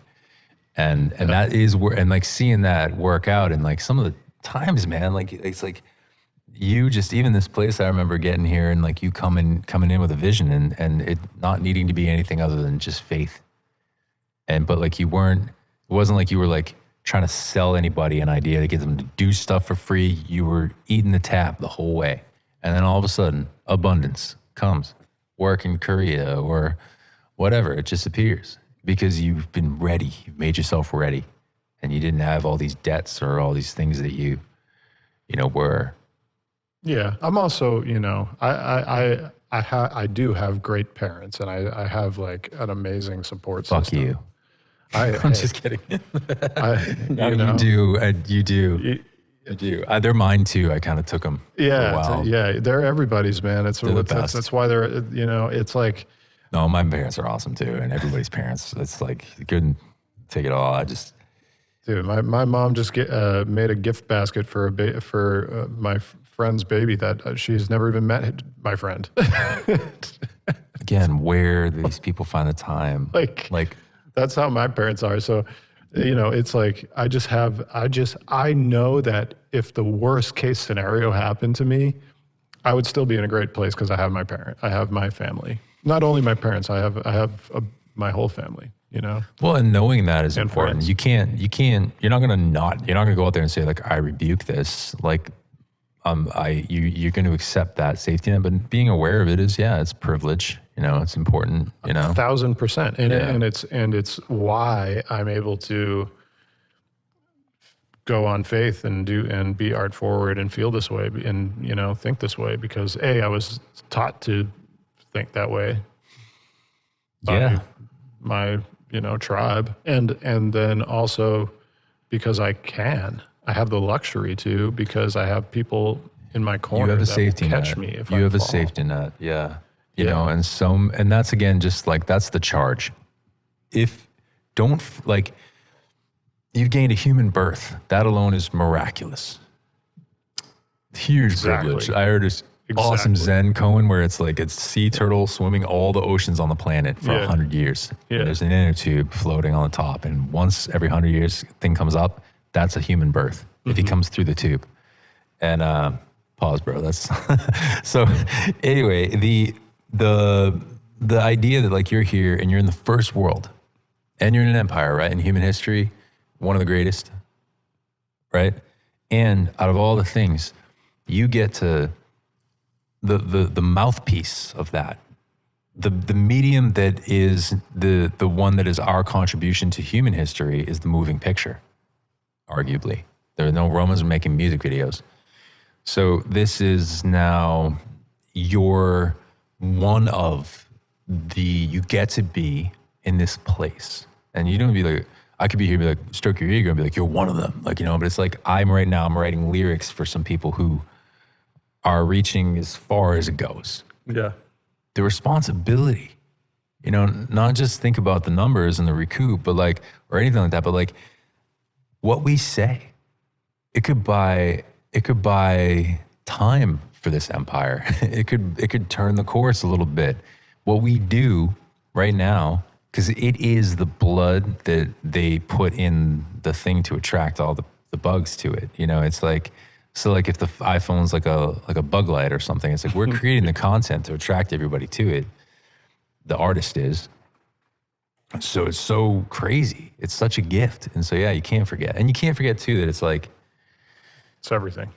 That, and even the privilege, you could boil it down right now. What we're using has batteries and electronics mined by children in Africa, And I mean, not these cameras. These cameras here were made in America. Were they? No, I don't know. Yeah, with batteries, but like, you read about the cobalt mines and you realize we've conveniently offshored slavery. It still exists. No, you're right. It exists very, very much so. Yeah. And so, when you're working, you remember that. Like, you just like, this is just the sick, gigantic thing. This machine is moving, and I can't scream into the void. I have to bear fruit, with what it's like. This thing's already made, so do good with it. Yep. So let's talk about not to be like, but let's talk about like what you're doing now. Sure. Because you're doing a lot of cool, amazing stuff. You just are. It's a rich time. Yeah. Like you're killing it. I feel like. It wasn't like not too long ago. I feel like you had Trinity from The Matrix was like at your spot. Like, dare I not forget about that happened? That's I mean, we're not working together. No, you don't know her, but she was there. She was there. Yeah, no, she's really cool. And like, and then like, you're doing all this stuff in Nashville, and literally like, you know, like you just sent me the other day the thing you're doing for Saturday. You've done how many things for Saturday Night Live? SNL. I've been just helping on the production side with skits, but I just did the Jack Black one. But you're playing guitar. Yeah. Onto the music, which is it's sweet. It's sweet. I don't know what's going on right now, dude. I mean, you know me. I told you I've been playing these bars for. And again, this is like the youth culture conversation. Like, don't quit, bro. 25, you're just like, you have 10 more years to fuck off. Like, yeah. Yeah. Well, you have your whole life, really. I mean, you know. Yeah, but right now it's crazy. I'm really blessed. I just got my first gold record. Sick. Congratulations. Jelly Roll. Let's go. Yeah. So that's cool. No, a lot of it, it kind of cross-pollinates and it happens really quickly. And I have been up here in the wilderness like you, kind of becoming a Swiss Army knife. I play guitar. My singer dies of a heroin overdose. I guess I got to write my own songs. Start writing them, recording them, not happy. Guess I got to learn how to do that. Still plugging along, getting better at all these instruments because the bands aren't working out, so I can play all the parts. And then, one day, because I bought a pedal steel. Like, I'm a guitarist, and I will play anybody out of the room. I will say that. Like, I can hang. Yeah. Pedal steel, I'm a joker. I know 3 shapes. Yeah. And there's knee levers. I'm like, well, you must be somewhat good at it by now. You would think I'm better. But I know what you mean, though. Like, you're not even touching where you're at. It's like you with a camera, you're killing it, and then, like, I don't know, like your podcast goes off. And like, you're kidding me, right? Like, this is like a thing, like a thing I'm doing on the side. But the openness to learning those things and trying those things ended up being a gateway because I was working in hip hop, and like that was a weird instrument out of all the things everybody was sampling. Yeah. That was like, wait a minute, what the fuck was that? Because we can't quite make it. We don't have a keyboard that does that. We don't have anything. And it's so human. It's so personal. It's every part of it is like intentional. Yeah. The spring, the pedal, everything you're doing. So added so much humanity to this thing. And then ended up getting a producer credit. And then because and that's a story worth telling is like I was driving to do a lounge gig like I always did, trying to like make the money that night to deposit that would help my account not overdraw the next day. Yeah. Needing that money. Right. Getting a call, being like, pulling into the parking lot and being like, I could easily pass this up. And I just like turned around, called them and canceled, drove an hour back to the studio, loaded all this crap up that was for the live show. Yep. Coiled cables, packed pedal steel, looked at all my amps, packed some pedals, a couple guitars, packed a bass, packed the acoustic too, loaded it all down, drove the gig, canceled. And I'm like, shit. Next day, going to a gig, hey, we need you back. Pack it all up, heading down there, canceled. Then they call and they were like, it's on. Turn around, drive back. Track the thing, goes through. Next thing you know, because if I went to Nashville with my pedal steel, they would have told me to eat crow, Yeah. But up here, I'm suddenly producing Jelly Roll. Yeah. Right. And so then when I go to Nashville, they're just like, dude produces Jelly Roll. Who are you? Where'd you come from? Yeah. But I could write songs and I could play. Yeah. And I didn't want anything from anybody because I didn't know the culture. Yeah. I didn't know I was supposed to be like if I met somebody who was a credited writer that I should be like trying to write with them. Never written with anybody. Yeah. And suddenly I'm like in the writing room with people that you're many circles away before you could get there. But because I had what it took, I put the time in, I stayed at it because I was outside of the box. I had something to say. Yeah. Cause like, man, like this is important too, I think. Cause like there's the other way, right?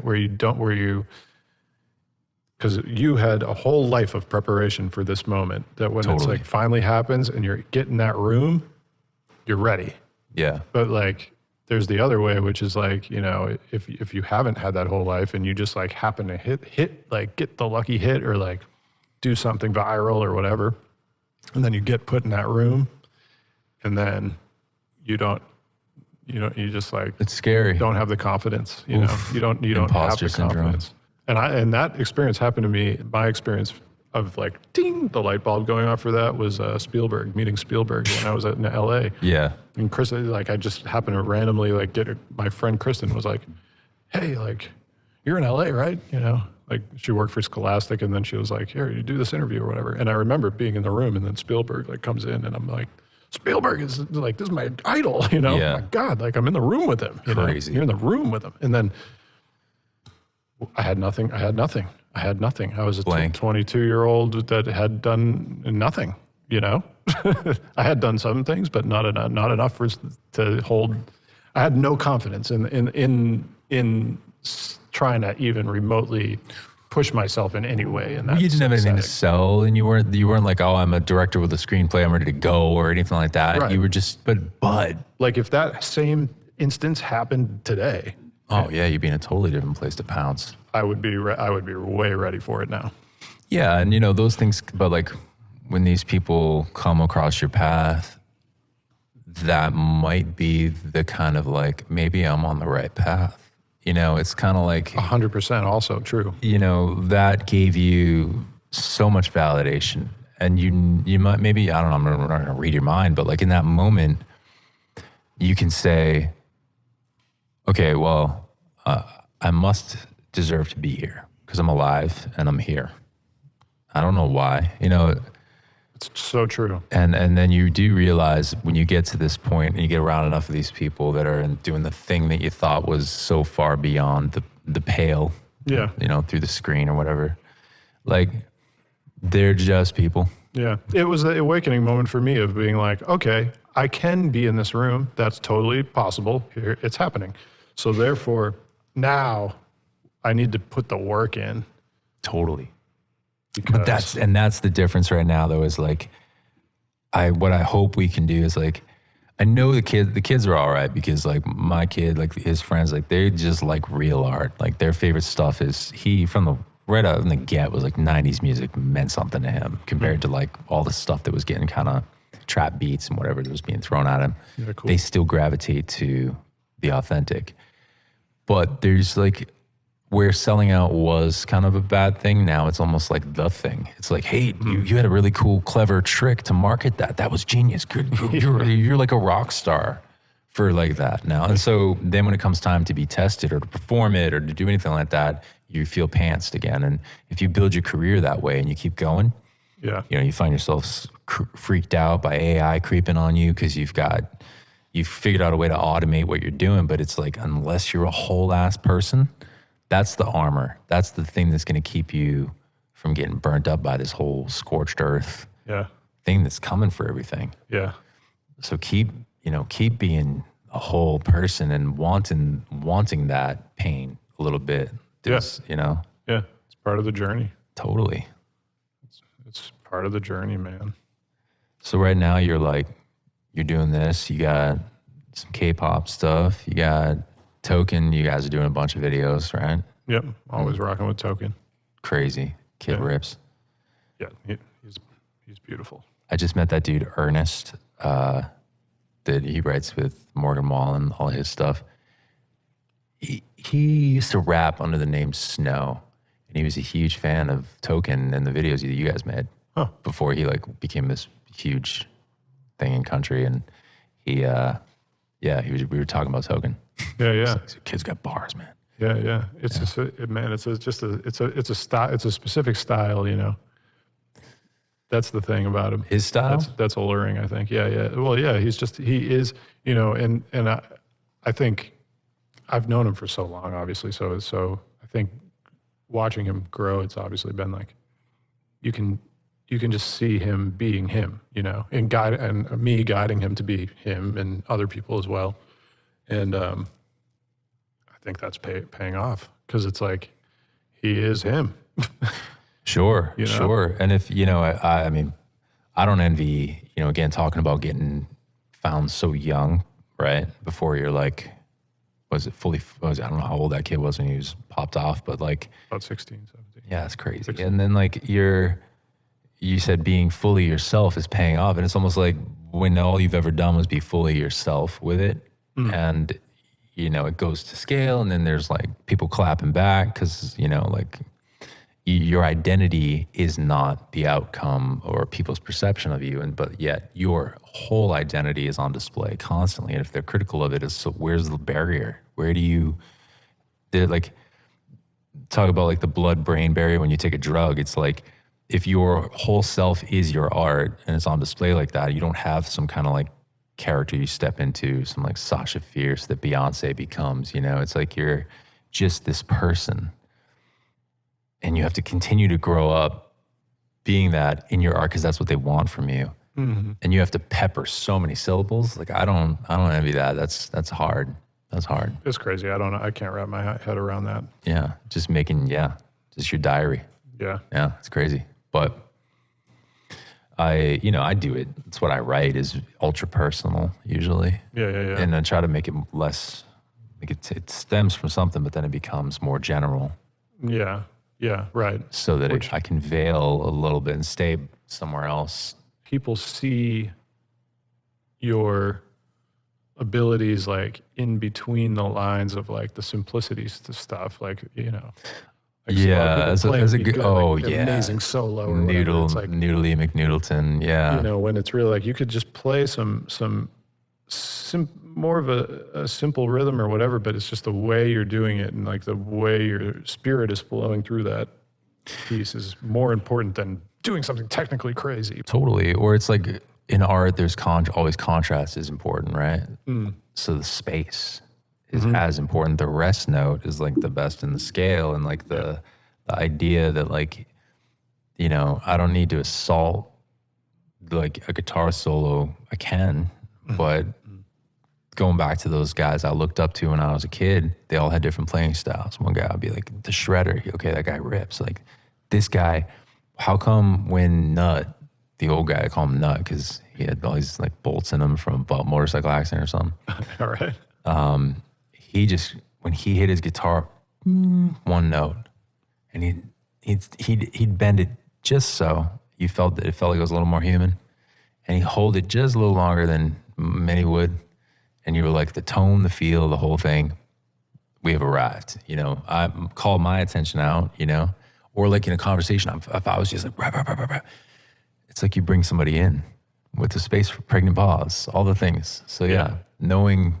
And like, how do you do that if you're a rapper creating content? You know, like just, I guess you could put a video out where you just walk around and don't say nothing.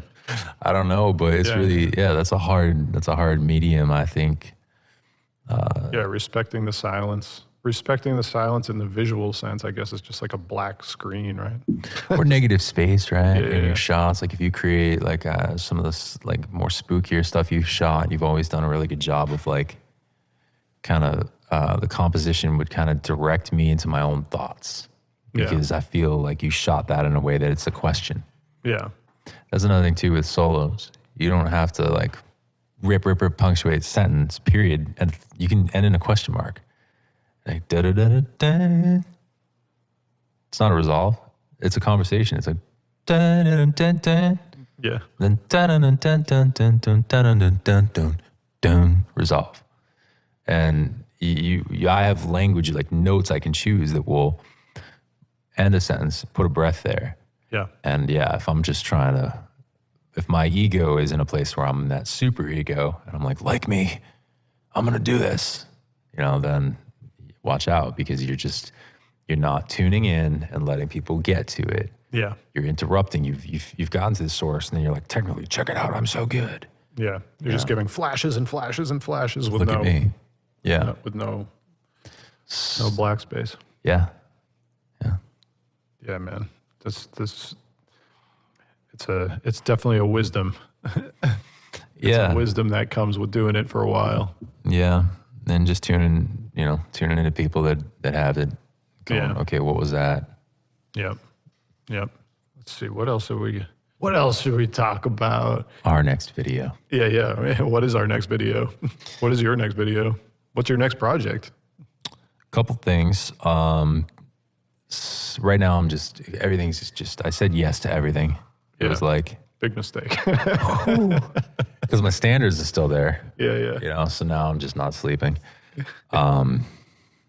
But right now, similar to what we were talking about kind of making it very kind of connected and not just for content's sake. I'm really thinking a lot about, you know how like in food, it's like farm to table is what's in right now. It's like we're doing like 10 people tonight. And it's going to be a Michelin chef, and he's going to put the, and everyone's like, oh, I respect that. It's hard to get in there. That's cool. Yeah. And I feel like everything we do right now is kind of like, oh, let's scale this. Let's do this so that it reaches everybody and we go viral. And it's like, what is the sort of like farm to table of music, like guitar to face? Like, how could I make this super personal and super connected?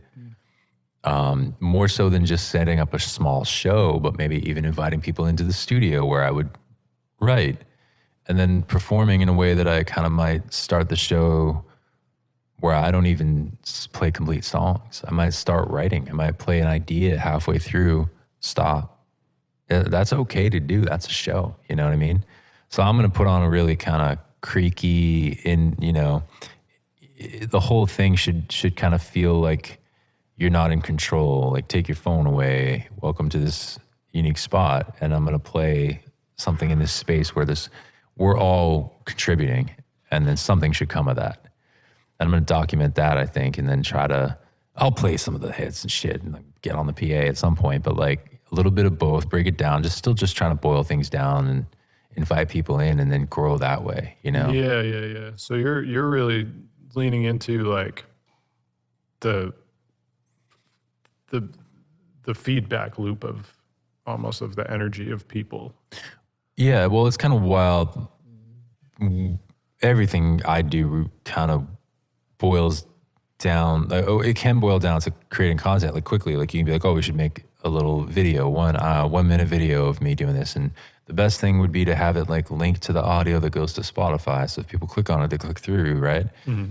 And yet, like, you could live stream and it's way more engaging, and suddenly people are, everyone's tuning into live streams, right? It's like speed and all this stuff. It's like 34 million people tuned in to a guy like walking around trying snacks in a different country. Yeah. But why does that hit for people? Because they just want to be there. Yeah. So they're interested in it. They could learn something. Yeah, and they can also maybe contribute to the outcome. Yeah. It's like it's not enough to just kind of like I'm gonna like entertain you and entertain you to death. Yeah. And like keep giving you something that's completely packaged and resolved. It's like, let me ask a question in this solo of my performing, so now taking it and saying like, we're gonna do a show that's a question mark where I don't know what's gonna happen. And it's, there's parameters, so I'll play within those lines and keep it moving, but I can take risks and again, let that energy kind of come back to me, but be recording it. Yeah. Who knows? I mean, maybe there'll be parts that break, there'll be parts that fall off, but then there'll be exciting, like insane things. And none of those would have been possible without trying and being, and again, it's like, if you can, then you should. Like yes. I owe it to people. People don't need like tight click track edited parts out of me, panned perfectly, doubled. Like if I can do the damn thing, so people want the energy, man. Yeah. And just, again, we're all still like, it's like the idea of like hanging on like a lightning bolt or something. It's like this thing's going and no one knows it's greater than the sum of its parts, but I can feel it right now moving through the room or something. And and again, I'm still co-writing and producing and doing all that stuff, but like, that's the thing that's the brainchild of like the creative side right now that I'm like looking to get down to that primordial soup, where it all comes from. Yeah, that's sick. I love that. Yeah, it could be really cool. Yeah, I think great things will come from that. You ever see the show Sleep No More? So you've told me about the show Sleep No More, and I've looked into the show Sleep No More. I haven't actually been to the show Sleep No More, no, I must admit. Well, I won't give it away, but Diane was involved in that, the director that did all those shows I did with Serj and stuff. Yeah. And yeah, it's this kind of like immersive theater thing where you don't know where you are. You get there and like you don't know what's going to happen, and you get separated from your group. And there's maybe 19 hours of choreography. You only get to see 3. Yeah. Yeah. You might miss the best part. That's okay. Yeah. You were there. You had a trip that was like all your own that one time. Yeah, your own unique experience of it. It's kind of like those read your own stories or Choose your own adventure. Choose your own adventure stories. Yeah. Yeah. It's based on choice, which is interesting. Very interesting. Yeah. The whole choice thing is huge. Where if the actor in this, or if the character in the show or the movie or whatever is making a choice, that's when you're dialed into that's when the audience dials in during the choice making, as opposed to like, following somebody aimlessly walking through a desert. It's like, it's the choice to, go and walk in the desert. That's the important part. You know what I mean? Like, Character arc. They're formed by their choices, and people are watching as they go, and they get friction, and they have to boom, and then it sends them in a direction. and thinking about like, what choice would I make in that situation? Yeah. And that's living, right? Because not making choices, if you're in wilderness survival, is death. The only thing you have to keep doing is making decisions. Yeah. You make 200 a day, they say. I think you make more now. Yeah. You're always making choices at the end of the day. Right. But it's art can be where you go to be entertained and escape feeling, or it can be where you go and be made to feel. That was the cool thing about theater is I feel like people don't go there. They go there to feel. And so when you're watching a character make a decision that you're afraid to make in your life, you can almost, it's like saying out loud you're going to do something. It feels like you did it a little bit. You get a little jolt of that dopamine, and that is, again, like the stage of the empire. It's just, you can live on that. They've made it so that you can. You can live on other people's choices and lives, act it out in a script and kind of feel like, wow. Like Fight Club does that when you watch it, right? You're just like, Sure. I am a problem for the system. I am a rebel. I am this. It's like, I felt that leaving the theater, you know what I mean? Yeah. You can go back and watch it to reignite some like kind of thing like that or whatever. Like, so again, bringing, I think though, like the mission of art right now is irreducible experience. So in some way you can reduce listening to music to, I'm actually just holding a phone, and streaming something. I'm not doing anything, and I can watch a video and I can kind of like just watch it. But like, if you really reduce that experience, like from the outside, it's just somebody with a screen. And you've seen those, like the Instagram thing where it's like people without the phone in their hand looking down away from their wife in bed. Yeah. It's like, take the phone away and it's like really pathetic looking. This is a way for me to like create an irreducible experience, including not even saying that I thought this all through, planned it, rehearsed it, and delivered it, and you just sat there and received it. But like, that's what this is, an irreducible, because we don't know the outcome. They don't. And the decisions and the conversation, they might as well be here. They're just listening right now. Yeah. They could almost chime in, and they might. Like when I listen to a podcast, I kind of have my own. You can comment. Yeah. I'm like, oh. Comment below. Yeah. Or it just moves something, and I'm in the convo, but it's alive, And that, I think, is what, for me, is the goal, is to create an irreducible experience in the world in which I have proximity, because that's where I have impact. Yeah. I have these imaginary numbers like coming in telling me how many people streamed me this week. And that's like, that's cool. But if I want that to mean anything, I have to screenshot it, share it, or send it, It doesn't really, it's just in the ether.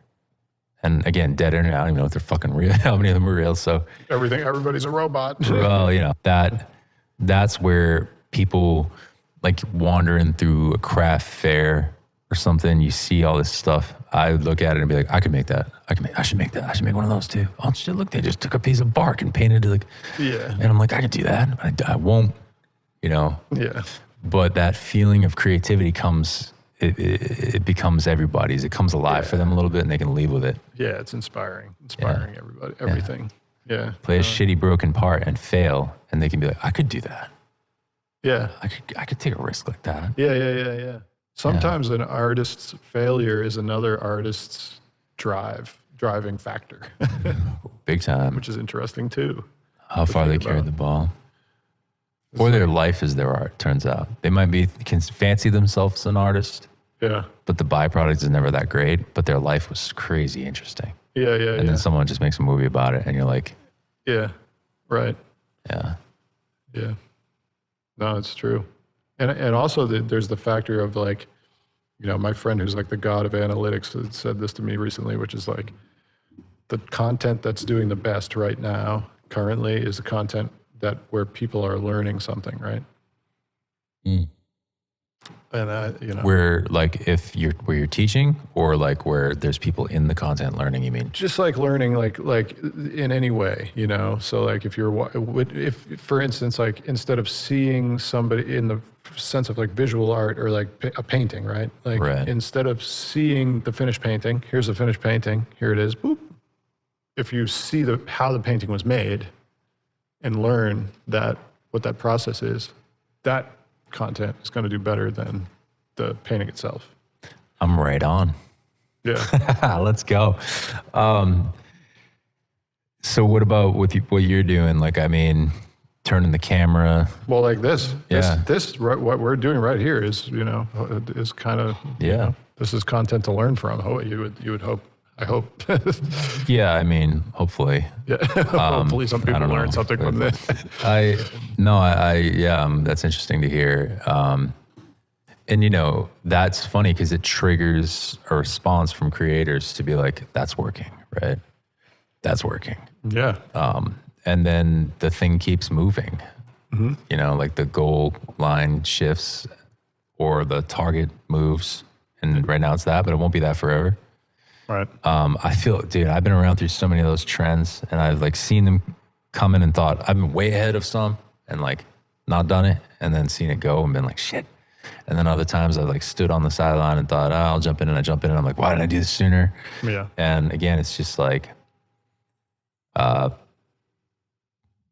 like you say on your timeline, it's, you don't know, you meet Steven Spielberg, you weren't primed, but it meant something. And I don't know, I think like, if people are wanting to learn right now, that's really cool.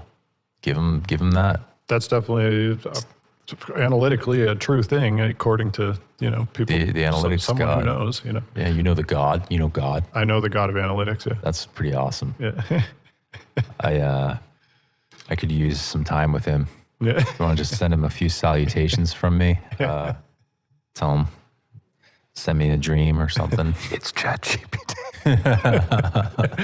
No, I'm just kidding. It's not ChatGPT actually, but it is though. Actually, Yeah, ChatGPT is amazing. I've been using it all the time. Have you? I have. Not to the extent that I should get more acquainted with it. I did try the deep research feature. That's like super expensive. Yeah. And A/B'd that. Like, yeah, it's cool.